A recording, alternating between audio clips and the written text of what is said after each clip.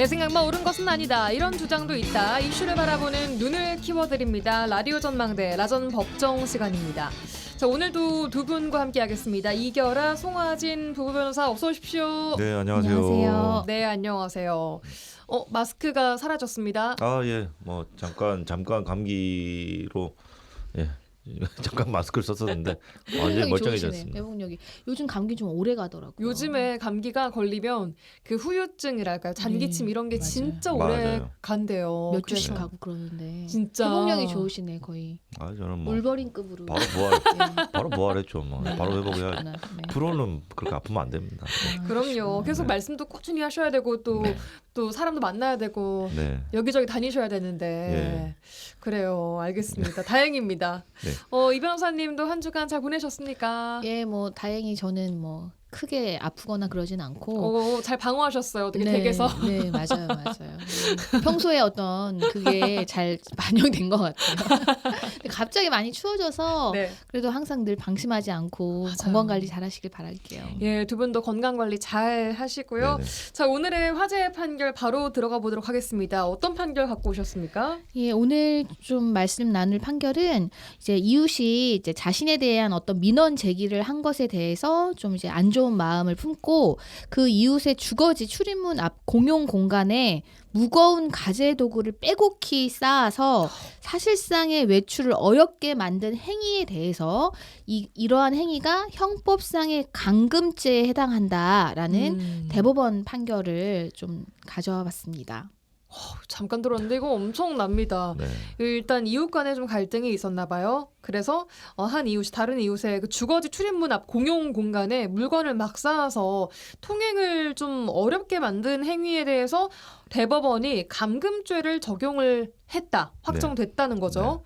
이게 어떤 사건인지 조금 더 자세하게 좀 들여다보겠습니다. 네, 이 사건 내용을 좀 들여다 보면 이제 가해자를 제가 A 씨라고 하고 예. 피해자를 B 씨라고 좀 지칭을 하겠습니다. 그래서 A 씨가 옆집에 거주하는 B 씨가 이제 민원을 제기를 했어요. 그러니까 공용 공간에 물건을 쌓아서 통행을 방해한다라며 관할 기관에 민원을 제기를 하자 이것에 앙심을 품습니다. 그러니까 앙심을 품고 B 씨 주거지 현관문 앞과 공동된 문 사이 공용 공간 있잖아요. 아파트 따지면 바로 옆에 거기에 책상, 테이블, 합판, 화분 이런 무거운 물건을 촘촘히 쌓아서 이제 통행을 굉장히 곤란하게 한 거죠. 불가능할 정도로. 그래서 검찰은 이제 유일한 출입문인 현관을 통해 외부로 나가는 것이 불가능할 정도로 아니면 현재 곤란할 정도로 그런 상태에 놓이게 했으니까 이것은 감금죄다라고 해서 감금죄로 A 씨를 기소한 그런 사례입니다. 그렇군요. 네. 어쨌든 출입문을 열고 닫고 왔다 갔다 하는 것도 어려울 정도로 그렇게 말씀하신 거 들어보니까 책상, 테이블, 합판, 화분 이런 거는 이렇게 민다고 밀리는 물건들이 아니잖아요. 그렇죠. 촘촘히 쌓으면 진짜 문 못 열 수도 있죠. 그 영화 같은데 그 악당이 못 들어오게 막을 때 우리가 책상 쌓고 막 맞아요. 화분 놔주고 이러는 거 아닙니까? 그러니까 평소에도 이 피고인이 공용 공간에 물건을 쌓아두는 버릇이 있었나 봐요. 그러니까 이제 이걸 이제 피해자가 참지 못하겠죠, 누구나. 그래서 그거에 대해서 민원을 제기하니까 그래 이러면서 어디 아예 한번 그냥 너가 민원을 넣었어 나에 제대로 대해서. 한번 쌓아볼까? 그러니까 이게 참 어떻게 보면은 되게 악의적인 행동이었죠. 그래요. 이게 뭐 사소하다고 하면 사소할 수 있지만 이 사소한 처음 그 시작이 좀 일이 커진 것 같습니다. 재판까지 간 상황이고 그 이웃 간의 감정의 골이 깊어질 대로 깊어진 상황으로 볼 수 있겠는데요. 일단 대법은 유죄 판결이 났고 그 전에 1심과 2심도 같은 판결이 꾸준히 이어져 왔습니까? 아니에요. 그래서 이게 좀 이슈가 되는 건데 1심에서 무죄가 나왔고 무죄가 나왔어요. 2심에서는 유죄가 나왔어요. 그래서 좀 내용 살펴보면 1심 같은 경우에는 피해자의 출입을 불편하게 만들어서 피해자를 괴롭힐 의도였던 것으로 보이긴 한다. 그러나 피해자가 주거지에서 나와서 외출도 했고 물건이 적시된 상태에서 주거지로 귀가해서 들어갔다. 그러니까 출입을 실제로 했다. 나가고 들어오고 한 행위를 피해자가 어쨌든 한 걸로 봐서는 이거를 뭐 건물 밖으로 나오는 것이 불가능하거나 심히 곤란한 상태까지 이르렀다라고 보기에는 부족하다. 라고 본 거예요. 2심에서. 그래갖고 그러니까 그 A 씨가 실제로 문을 열고 좀 어렵고 비좁긴 했지만 외출도 왔다 갔다 충분히 할 수 있었다라는 그렇죠. 거죠. 그래서 그것 때문에 무죄라고 판단을 했는데 이제 항소심에서 그러니까 유죄 판결이 나왔습니다. 2심에서 그 내용을 보면 현관 앞에 쌓아놓은 물품은 무게가 굉장히 많이 나가는 것으로 피해자의 키 정도로, 그러니까 사람이 키 정도 높이 쌓여 있었나 봐요. 그래서 와. 그렇게 촘촘히 쌓여 있었고 피해자가 또 고령의 여성으로서 적시된 물품을 넘어서 주거지에서 나왔는데 이는 상당한 위험을 수반한 어떤 그런 행동이었던 점, 그리고 피해자의 주거지 현관문 앞에 물품을 적시하는 방법으로 피해자가 주거지에서 나가는 것을 심히 곤란하게 한 것은 맞지 않느냐. 그래서 유죄 판결을 합니다. 그래서 벌금 30만 원이 선고가 됐는데 예. 대법원에서도 이 판결을 그대로 인용을 한 거고, 이 피해자가 다시 주거지에 들어왔다 나갔다 한 사정은 예. 강금죄 성립에 영향을 미치지 않는다라고 본 거예요. 보니까 피해자랑 가해자 모두 다 70대더라고요. 맞아요. 네. 이 70대시면은 이런 거 막 키높이로 쌓는 것도 이게 쉬운 일이 아니었을 텐데. 다칠 수도 있는 상황이었던 그러니까 거죠. 이거 네. 넘어다니고 하시는 거 당연히 위험한 상황일 수 있고요. 대법원은 2심의 판단을 그러니까 인정을 한 겁니다. 자, 그럼 감금죄에 대해서 조금 더 볼 텐데 감금죄 이거 어떨 때 성립을 하는 범죄입니까? 대법원은 이 감금죄를 통해서 이제 보호하려는 법익이 뭔지에 대해서 판단했는데요. 예. 사람의 행동의 자유. 이거를 보호하기 위한 이제 죄라고 정의를 했습니다. 그러니까 사람이 특정한 구역에서 벗어나는 것을 불가능하게 하거나 예. 아니면 매우 곤란하게 할 때 성립되는 죄로서 이 본질은 사람의 행동의 자유를 구속하는 경우에는 처벌을 하겠다라는 것이죠. 그래서 지금 이 사건에서도 뭐 외출을 아예 못한 건 아니지 않냐라고 1심은 봤지만 현저히 곤란하게 한 경우에도 감금죄가 성립하기 때문에 2심과 대법원은 이 정도 사안이면 예. 불가능은 아니어도 현저하게 곤란하게 한 거니까 감금죄가 성립한다라는 것이죠. 예. 그렇군요. 우리가 감금죄라는 것을 딱 떠올렸을 때는 어디다 사람을 좀 가둬놓고 그렇죠. 손발을 못 못 움직이게 막 움직이게. 결박을 시켜놓고 꽁꽁 묶어놓던가 네. 혹은 뭐 정말 문을 그 방 안에 꽁꽁 가둬놓고 잠궈놓고 못 나오게 이런 게 감금죄라고 딱 떠올리기가 쉬운데 이번 사건에는 그 정도까지는 아니었음에도 감금죄가 적용이 됐단 말이죠. 그렇습니다. 그러니까 반드시 뭐 결박하거나 뭐 잠그거나 그러지 않아도 적용될 수 있다라는 거네요. 그렇죠. 방금 질문하신 그런 내용들 같은 경우에는 최협의의 내용인 것 같고요. 감금에 해당하는. 최협비의 내용이라는 그게 제일 좁게 해석하는 거고 다시 그렇게 좁은 개념은 아니에요. 그래서 우리가 법률상 형법상 감금이라고 하는 것은 예. 어떤 행동의 자유를 구속하는 행위를 벌하는 건데 예. 그런 수단과 방법에 제한이 없습니다. 그래서 일정한 어떤 특정한 구역 범위 안에서 일정한 생활의 자유가 허용돼 있다고 하더라도, 네. 그러니까 예를 들어서 좀 굉장히 큰 방 안에서 돌아다닐 예. 수 있다고 하더라도 그 방 밖으로 나가지 못하게 했다라면 그것 또한 감금죄라는 거죠. 그러니까 판례에서 말하는 게 그거예요. 그러니까 그래서 특정 구역 범위 안에서 일정한 생활의 자유가 허용되어 있다고 하더라도 유형적이거나 무형적인 수단과 방법에 의해서 사람이 특정 구역에서 벗어나지 못하게 하거나 매우 곤란하게 한 이상 감금죄가 성립한다라고 보는 거죠. 그래서 방금 말씀하신 대로 뭐 결박을 하거나 꽁꽁 묶어놓거나 하지 않았어도, 그러니까 아니면 굉장히 큰 방이나 예를 아니면 들어 뭐 건물이거나 그렇죠. 굉장히 큰 건물 내에서 자유롭게 돌아다닐 수 있게 하더라도 건물 밖으로 못 나가게 했다면 그것 또한 감금죄가 될 수가 있는 거죠. 갑자기 떠오르는 건데 캄보디아 사건 이런 것도 그 아주 큰 그 네. 빌리지 같은 그런 마을 안에 감금시켜 놓은 거 아니겠습니까? 그렇죠. 그것 또한 감금죄에 해당할 수 있죠. 그래요. 또 조금 더 사례를 좀 들어볼까요? 감금죄에 해당하는 예, 실제 대법원에서 인정된 사례인데요. 승용차로 이제 피해자를 가로막은 다음에 타개했어요. 차에 타개한 후에 피해자가 내려달라고 했는데 그러한 요구를 무시하고 피해자에게 애초에 말했던 목적지가 아닌 다른 장소를 향해서 시속량 60km 이상의 속도로 진행한 경우 해서 이제 피해자가 내리지 못하게 한 행위도 감금이 인정됩니다. 꼭 그 차 안에 묶어두거나 하는 것이 아니더라도요. 예. 그리고 피해자가 내가 만약에 여기서 도망이라도 하게 되면 나의 생명 또는 나의 신체에 어떤 심한 해를 당할지도 모른다는 극도의 공포감에 나 그냥 도망가는 거는 그냥 단념해야겠다.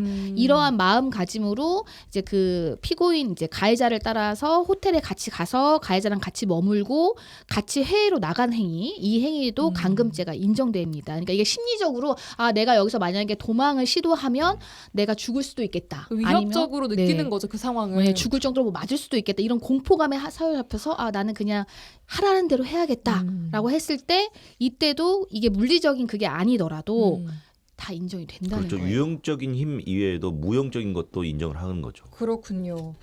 야, 이렇게 감금죄가 성립하게 되면 처벌이 좀 중요할 것 같습니다. 일단 아까 말한 그 사건에서는 유죄 판결 플러스 어떤 처벌이 나왔는지 벌금 볼까요? 30만 원이 30만 선고됐어요. 원. 네, 그래서 그렇죠. 처벌 수위가 뭐 높았다고 볼 수는 없을 수 있는데 유죄가 예. 나왔다는 것은 굉장히 의미가 있는 판결이라고 봐야죠. 이제 형법에 이제 276조의 감금죄에 대한 거는 형량 자체는 5년 이하의 징역 또는 700만 원 이하고요. 만약에 그 피해자가 뭐 이제 가족인 경우, 그러니까 직계 존속, 예. 그러니까 이제 부모에 대해서 그러한 행위를 했다. 그러면은 10년 이하의 징역 또는 1,500만 원 이하의 벌금을 처하도록 돼 있고요. 예. 또 만약에 감금한 상태로 예. 그 피해자의 가혹한 행위를 했다, 이제 벌금형 없이 7년 이하의 징역입니다. 그래서 그리고 이거는 뭐 상습범이나 미수범까지도 처벌하는 굉장히 중요한 범죄. 그리고 대부분 감금을 한 상태로 다른 범죄로 나아가기 때문에 많이 이제 이거를 중하게 처벌합니다. 예. 근데 뭐 이 사안 같은 경우에는 사안의 이제 정도를 고려해서 이제 벌금 30만 원이지만 아유 뭐 감금에도 한 벌금 30만 원 나오나? 아닙니다. 아니고요. 상당히 이제 법정형이 큰 범죄라는 걸 알고 계셔야 돼요. 가해 정도에 따라서 또 어떤 상황인지에 따라서 또 이 범죄 자체의 경중을 따져서 이 처벌 수위가 결정이 되는 거기 때문에 그쵸. 네. 30만 원 얼마 안 나오네라고 생각하시면 큰일 납니다. 굉장히 큰일 날 수 있죠. 예. 알겠습니다. 자, 오늘 이웃 간의 갈등이 이제 감금죄까지 감금죄 판결까지 이어지게 된 사례 함께 살펴봤고요. 광고 듣고 와서 주제 토크로 만나보도록 하죠. 수요일 나전 법정 함께하고 있습니다. 스튜디오에 이결아 송하진 변호사 두 분 나와 계시고요. 자, 오늘 저희가 준비한 주제 지주택에 대한 이야기를 좀 해보도록 하겠습니다. 지역 주택 조합을 줄여서 지주택이라고 하는데 요즘 뭐 지주택 춘추 전국 시대라고 할 만큼 아파트를 지을 때 이 지주택 사업으로 시작하는 경우들이 참 많이 있습니다. 이게 원래는 서민들의 주거 안정을 위해서 도입이 된 제도입니다만 요즘 보니까 이거 원수에게 권한다, 지주택은 이런 말이 나올 정도로 오히려 서민들이 피해를 보고 있는 상황입니다. 지역에서도 피해 소식이 잊을만 하면 들려오고 있고요. 최근 정부가 폐지하는 안까지 좀 검토하고 있다는데 자세한 내용 차근차근 이번 주와도 다음 주 이어서 계속 좀 짚어보도록 하겠습니다. 먼저 준비된 꽁트로 출발해보죠. 아이고 우리 이라순 조합원님 안녕하세요. 저 조합 송 실장입니다. 아, 네. 송 실장님 무슨 일이세요? 아니, 다른 게 아니고 제가 그 이라순님하고 동문이잖아요. 저한테는 특별한 분이라서 아무한테도 말씀 안 드리고 제가 제일 먼저 연락을 드렸습니다. 아, 뭐 좋은 일 있어요? 다른 게 아니라 라순님 지난번에 4층 로얄층 원하셨는데 거기가 워낙 인기가 좋아서 다 빠지고 없었잖아요. 지금 방금 한 분이 계약을 안 하신다고 전화가 와서요. 취소분이 나와서 전화를 드렸습니다. 어머, 진짜요? 그 4층 거기 저 주세요. 저 거기 꼭 하고 싶거든요. 네네. 그래서 제가 제일 먼저 연락드렸잖아요. 근데 그거 아시죠? 거기가 로얄층이라서 프리미엄이 좀 붙는 거는 알고 계시죠? 아, 얼마나 붙는데요? 네, 얼마 안 돼요. 그 4천만 원 정도 붙는데요. 그 분양받고 나면 두 배로 프리미엄 붙는 층이니까 돈 벌어 가시는 거라니까. 아, 지금 조합비도 만만치가 않아서 지금 돈이 될지 모르겠는데. 그럼 다른 분들로 기다리는 분들이 많으니까 지금 말하세요. 포기하시는 거죠? 아니에요. 지금 바로 송금해 드릴게요. 빨리도 보냈네. 겁나게 급하게 했는 것 같구만. 알았어. 벌써 4천 보냈네. 진짜 나쁜 사람들입니다. 이거. 와, 오랜만에 좀 두 분의 꽁트를 좀 들어보니까 또 새삼 반갑고 연기력이 녹슬지가 않으셨구나 이런 생각이 좀 쉽지 않습니다. 들었습니다. 어렵습니다. 자, 어쨌든 지금 송 씨와 이 씨가 대화를 하고 있는데 송 씨 좀 나쁘네요. 나쁜 사람이죠. 예, 이게 왜 나쁜지 좀 어떤 상황이 차근차근 좀 보겠습니다. 먼저 자, 지역 주택 조합이 뭔지를 좀 보겠습니다. 지역 주택 조합이란 쉽게 말해서 이제 동일 지역에 거주하는 주민이 주택이나 아파트를 건설하기 위해서 조합을 설립하는 거예요. 예. 그다음에 직접 그 사업 시행의 주체가 되는 거죠. 그러니까 조합원이 되어서 예. 진행하는 사업 시행 방식으로 이해하시면 되고요. 예. 이제 조합 자체가 토지도 매입하고 건설사와 도급 계약도 체결하고 금융 약정 등 이런 어떤 자기 책임하에 하게 되고요. 예. 그러니까 사업의 구도 자체가 이제 조합이 발주처 역할을 하는 것이지 일반적인 아파트 사업과는 크게 다르지는 않습니다. 네. 네, 그렇게 이해하시면 될 것 알겠습니다. 같아요. 어쨌든 뭐 집을 짓고자 하는 사람들이 조합을 만들어서 직접 이 집을 네, 맞아요. 짓는 주체가 거라고 돼서. 보면 되겠죠. 그렇죠. 그렇습니다. 알겠습니다. 자, 이게 앞서 뭐 원수에게 권한다라는 말이 있다고는 했지만 원래 이 지주택 제도가 만들어진 그 취지는 서민들의 주거 안정을 위해서였잖아요. 그렇습니다. 그만큼 서민들에게 조금 지주택을 통하면 유리한 점이 있습니까? 당연히 있죠. 그래서 제일 큰 건 그거예요. 가격이 좀 저렴하다는 거. 그러니까 일반 분양보다 저렴하게 주택을 공급받을 수 있는 장점이 있습니다. 그게 예. 제일 큰 장점이라고 봐야 될 것 같아요. 예. 그래서 좀 상대적으로 좀 더 낮은 가격에 내 집 마련을 할 수 있다라는 그것 때문에 이제 사람들이 많이 관심을 가지는 건데요. 예. 그러니까 재개발이나 재건축보다 뭐 사업이 더 빠르게 진행될 수 있다. 이런 것도 장점이고. 근데 이제 단점도 있어요. 그러니까 사업이 지연되거나 무산되거나 이런 경우들이 굉장히 많고 예. 조합원의 피해 사유가 계속 많이 나오고 있으니까 우리가 좀 오늘 이런 이야기도 하고 있는 건데 통계적으로 보면은 2004년부터 2021년까지 17년간 조사를 해봤더니 예. 전국 전체 지역 주택 조합 중에 제대로 입주까지 진행이 된 것은 17%에 불과하다고 합니다. 그러니까 나머지 80% 넘는 이상, 것들은 어떻게 중간에 되는 거예요? 무산되거나 지연되거나 어쨌든 그러니까 결국에 입주까지 못한 거죠. 그러니까 아하. 지역 주택 조합이 10개가 있으면 10개 예. 중에 2개만 제대로 진행이 되고 예. 8개는 진행이 제대로 안 된다. 이 정도로 표현할 수가 있겠습니다. 그러니까 이게 피해를 보는 사람들이 훨씬 많기 때문에 원수에게 권한다. 피해 네. 보라고 뭐 이런 이제 뭐 우스개 우스갯소리가 참 웃지 못할 웃지 못할 얘기까지 소리가 나온 나왔는 거죠. 것 같습니다. 맞습니다. 자, 그럼 아까 조합원들이 직접 뭐 땅도 사고 아파트도 짓고 시공사도 건설 뭐 선정하고 이런 것들을 한다고 했는데 이 순서 좀 궁금합니다. 처음에 뭐부터 해야 됩니까? 일단은 지역주택 조합의 추진위원회가 먼저 구성이 돼요. 왜냐하면 예. 이제 조합 사업이 본격화되기 전에 이제 조합 설립을 위한 준비 조직으로서 추진위원회가 구성이 되는데요. 이제 추진위원회는 사업 준비 그리고 이제 조합원 모집, 그다음에 이제 토지 사용 동의서 확보 등의 어떤 실질적인 행정 업무를 수행하게 됩니다. 예. 그래서 이제 나중에 이제 추진위원회는 조합이 설립되면 추진위원회 당시 했던 일들은 자동으로 승계가 되는 거거든요. 이제 추진위원회 단계에서도 문제가 되는 경우들이 상당히 많습니다.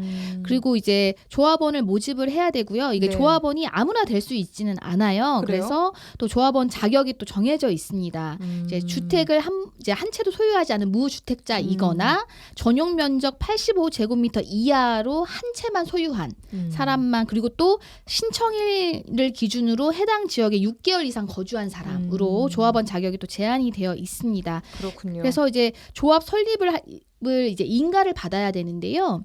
인가를 받는다는 게 어디로부터? 이제 그 관할 시장, 관할시나? 군수 또는 구청장으로 받아야 되는데 지방자치단체라고 보시면 돼요. 네. 여수로 따지면 여수시가 될 예. 것이죠. 이게 아무나 인가를 해주는 것이 아니고 예. 80% 그 사업 부지의 80% 이상에 해당하는 토지의 사용 권을 확보하고 엔드예요. 이게 조건이. 예. 그다음에 15% 이상의 토지 소유권을 확보하여야만 인가를 신청할 수 있고 인가를 받을 수가 있는 겁니다. 그래서 이게 뭐 그냥 아무나 이제 해서 하는 것은 아니고요. 그래서 이런 과정이 있어서 설립 인가 받고 이후에 또 사업계획 승인 받고 그러면 이제 착공하고 나중에 이제는 그 사용 허가까지 받은 이후에 이제 입주가 되는 것이죠. 그렇군요. 그럼 조합원을 모집하는 과정에서는 그냥 뭐 모집합니다 이렇게 공고를 냅니까? 당연히 공고를 내서 하는 거고 일단은 뭐 여러 가지 자격 조건이 있어요. 그러니까 아까도 이야기 나왔는데 조합원이 될 수 있는 사람은 해당 지역에 6개월 이상 거주한 사람이어야 되고 세대원 전원이 무주택자거나 전용 85제곱미터 이하의 소유자여야 됩니다. 그리고 예. 방금 말씀하신 것처럼 모집 공고를 당연히 하죠. 그러니까 예. 아파트 분양하듯이 그래서 적극적으로 홍보를 해서 조합원들을 모집하게 되는 겁니다. 예. 그렇군요. 그럼 이 지역주택조합을 통해서 지어지는 주거의 형태는 주로 아파트인 것 같은데 아파트가 유일합니까? 그 꼭 제도상으로 아파트만 지역주택 조합으로 할 수 있다라는 건 아니에요. 근데 이제 그 일반적으로 이제 그런데 뭐 가능성이 다른 건 없는 건 아니지만 뭐 법적으로 그리고 행정적으로 제약이 굉장히 좀 있는 상황이기 때문에 실제 지역주택 조합 사업에서 아파트 사업이 압도적으로 많은 거죠. 그렇군요. 예. 그럼 일단 그 조합원을 모집을 하고 그다음 아까 말씀하신 15% 이상의 땅을 확보한 이후에 그다음에 이제 아파트를 지어줄 회사를 건설사를 좀 선정을 해야 되는 거잖아요. 그렇죠. 네. 시공사를 선정을 하고 그들이 이제 그들에게 조합에게 돈을 받고 아파트를 짓는 겁니까 그냥? 그렇죠. 그러니까 좀 어렵게 생각하지 마시고 예. 여러 조합이라는 건 어려운 개념이 아니에요. 그러니까 우리 3명만 모여도 예. 그것도 조합이거든요. 예. 그러니까 여러 사람이 모여서 우리가 돈을 십시일반 부담을 해가지고 땅도 사고 시공사도 선정하고 여기에다가 우리가 산 땅에 시공사가 아파트를 짓게 하고 거기 들어가서 내가 살겠다 이런 개념 정도로 이해를 하시면 됩니다. 그러니까 예. 그러니까 뭐 들어보면 되게 간단한 그 과정인데 이 안에서 정말 다양한 그 네, 맞아요. 일들이 많이 벌어진단 말이죠. 그렇습니다. 앞서 꽁트 사례를 다시 좀 돌아가서 보겠습니다. 사례를 보니까 조합 장이었나요? 아까 송 씨가 그 한 대표 같은 사람이 조합원에게 아파트를 다 지어진 다음에 분양하는 과정입니다. 그런데 그 과정에서 프리미엄을 받고 특정층을 좀 권했단 말이죠. 이 과정에서는 지금 어떤 문제가 생기는 겁니까? 그 프리미엄층을 권함을 받는 사람도 조합원이었을 거 아니에요. 돈을 낸. 그렇죠? 그렇습니다. 어떤 문제가 생기는 거예요? 보통은 우리가 이제 계약을 체결할 때 이제 이 분담금 있잖아요. 이제 조합원이 이제 내야 되는 돈이 있어요. 예. 아파트가 뭐 한두 푼으로 지어지는 것이 아니기 때문에 그래서 보통은 뭐 처음에 가입할 때 내는 계약금, 뭐 1차 중도금, 2차 중도금, 뭐 나머지 뭐 잔금 이렇게 있는데 문제가 되는 게 이제 추가로 발생하는 분담금이에요. 근데 대부분 계약을 할 때는 예. 이 조합이나 아니면 조합의 업무를 대행하는 업무 대행사가 보통은 다 있거든요. 예. 이 업무 대행사에서 어떻게 계약을 하냐면 추가 분담금을 이제 부담하지 않는다 이런 거를 약정에 넣음에도 불구하고 예. 뭐 어떤 특정 사람들이 좀 많이 선호하는 층에 대해서 예. 이제 뭐 프리미엄을 요구하거나 이런 거는 만약에 계약에 아예 명시적으로 예. 추가 분담금은 발생하지 않는다라는 게 있음에도 불구하고 이렇게 하는 경우는 사기일 가능성이 큰 거예요. 그러니까 뭐 업무 대행사나 아니면은 뭐 이제 조합의 어떤 임원이 그냥 여기는 좀 더 이제 받고 해줄 수 있다라고 하면서 예. 개인적으로 착복하는 경우. 그러니까 이건 이제 정말 사기의 문제가 되는 거거든요. 예. 그러니까 이 사례도 보면 혼잣말을 이제 하잖아요. 뭐 아싸, 4천 벌었다. 벌었다 하는 것을 보니까 원래 프리미엄이 붙는 게 아닌 거죠. 그리고 요구할 수 있는 근거도 없어요. 근데 어쨌든 그 사람의 어떤 그런 마음을 이용해가지고 자기가 개인적으로 착복했을 가능성이 커 보이거든요. 그러면 그 네. 사람이 4천 받고 어디서 안 받은 척하지만 그 4층을 줄 수 있는 권한은 있는 겁니까? 그것도 사실은 없는 거죠. 그게 누구 마음대로 그러니까 그러니까요. 조합의 직원일 수도 있고 아니면 업무 대행사나 분양 대행사의 직원일 수도 있는데 그 사람이 임의대로 이렇게 누구한테 어떤 층을 주고 어떤 그 물건을 주고 이럴 수 있는 권한도 없는 거죠. 그러니까 말이 안 되는 거예요. 그럼 조합원들 사이에서 뭐 층 배분, 뭐 어디 누가 살고 이런 거는 보통 어떤 식으로 정해져요? 그 무작위 추첨일 수도 있고요. 아니면은 그것을 아예 애초부터 분양을 조합은 모집할 때부터 그걸 나눠서 이렇게 계약을 체결할 수도 있는 건데 이게 여기서는 옹트 사례에서는 일단 뭐 직원의 개인적인 일탈 같이 보이기도 하지만 그런 사례들이 꾸준히 발생하고 있으니까 오늘 꽁트로 만들어 본 것이고 네, 어쨌든 문제가 되는 사례입니다. 그것도. 알겠습니다.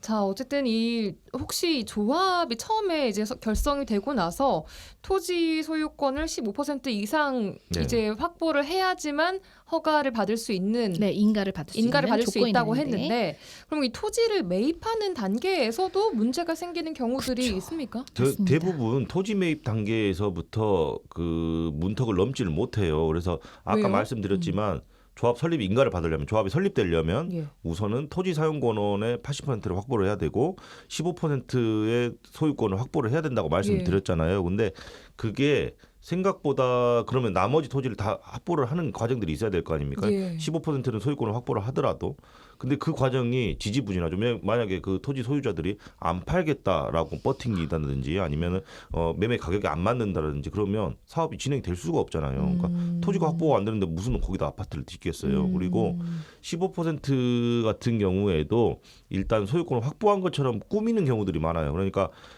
등기는 쳐요. 매매 계약을 체결하고 뭐 이렇게 소유권까지 이전된 것처럼 등기는 치지만 그거 등기를 속일 수가 있습니까? 바로 그 다음 날 매매해야 가등기를 치는 거죠. 그러니까 다시 판 사람 매도인이 예. 다시 이 땅을 사가는 것처럼 매매 예약을 해놓는 거예요. 그러니까 가등기를 해놓는 거죠. 그러면 사실상 지금 소유권은 조합으로 되어 있지만 언제든지 다시 매도인한테 돌아갈 수 있는 상태로 되어 있는 거죠. 그래서 조합한테 엄청 리스크가 아닌가요? 어마어마한 리스크죠. 사실상 눈 가리고 아웅하는 시기고 이런 게 나쁜 짓이라는 겁니다. 근데 이제 네. 그런 것들이 지자체가 인가를 할 때 심사할 때는 형식적인 심사에 그치기 때문에 그걸 일일이 다 확인해서 이거는 매매 뭐 예약 가등기가 되어 있네 해가지고 걸러지지가 않는다는 게 이제는 큰 문제로 이어지는 거고요. 예. 그다음에 또 토지 확보가 충분히 이루어지지 않은 상태에서 예. 이제 조합원을 모집하는 경우에 이제 토지 매입 협상이 결렬되거나 이제 아까 말씀드린 또 추가 분담금이 계속 발생하는 거예요.